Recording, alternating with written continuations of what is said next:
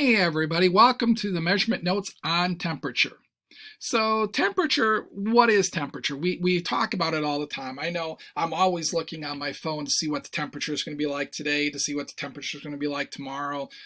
In the winter, are the roads going to be icy? Am I going to have to leave for work a little extra just because I have to drive slower? In the summer, should I be turning the air conditioner on? Should I be wearing shorts?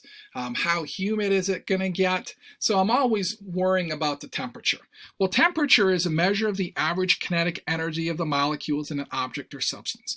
And later on in this year, we're going to spend a lot of time talking about kinetic energy and temperature as it relates to kinetic energy. So this video is going to be very simplified. So measuring temperature, when we measure temperature, the SI base unit of measurement for the temperature is technically the Kelvin. And a lot of people say, no, isn't it Celsius? Well, technically not. Technically it is the Kelvin. We just don't use Kelvin, we use Celsius. And you'll learn why in a little bit. I don't know if this is the official reason, but I'm glad we use Celsius, and I'll show you why. 1 degree Celsius, how would you write that? You'd write it just like this, 1 the degree symbol and Celsius. Now this would, if you're typing it out, just type in a 0 and make it a superscript. You can use a thermometer, and we're going to use thermometers in here. And typically sometimes we'll use electronic thermometers, but mostly we're going to use a glass thermometer. So be careful with them. They do break really easily. And what you do is you just have to look closely and you're going to read thermometer, just like you would a meter stick. So what are some of the basic differences? Well, here we have Fahrenheit. This is our system. And if I ask you questions like, when does water boil? Well, water boils at 212 degrees Fahrenheit. When does it freeze in Fahrenheit? Well, 32 degrees Fahrenheit. Well, in Kelvin, it's 373 degrees and 273. But look at Celsius. Celsius is really nice. When does water boil? At 100 degrees Celsius. When does it freeze? 0 degrees Celsius. So it makes it really, really nice because these are easy numbers to remember.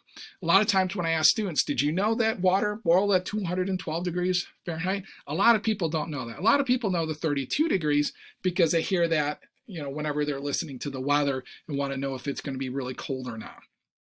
Now, one of the interesting things about temperature is this scale right here. If we were to boil water in a beaker, that water would continue to get hotter and hotter and hotter.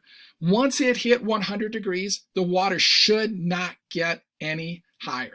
So if we had a beaker and you were boiling the water, once it gets to 100, now granted, some of our thermometers are a little off, so it might be 98, 101, but if our thermometers were perfect, once it got to 100, it would stay at 100 until all the water is boiled off.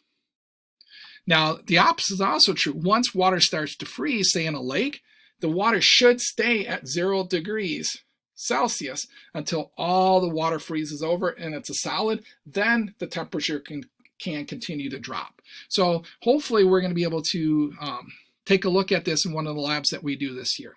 Now, one of the other things I want to talk about in this video briefly is time. We are going to use time this year to measure things. And typically we're going to measure using a stopwatch, and we're going to use the seconds. And so that, is the same. Time is time. So whether you're in the English system or the metric system, we use the same in the seconds. So what do I use? Again, a stopwatch, or sometimes I'm just going to have you use the wall clock. If it's not very long, or if I have you only do like a couple times, I might just have you use the wall clock. But if I have you keep track of time over and over and over and over, it'll probably be a stopwatch. So what's the essentials?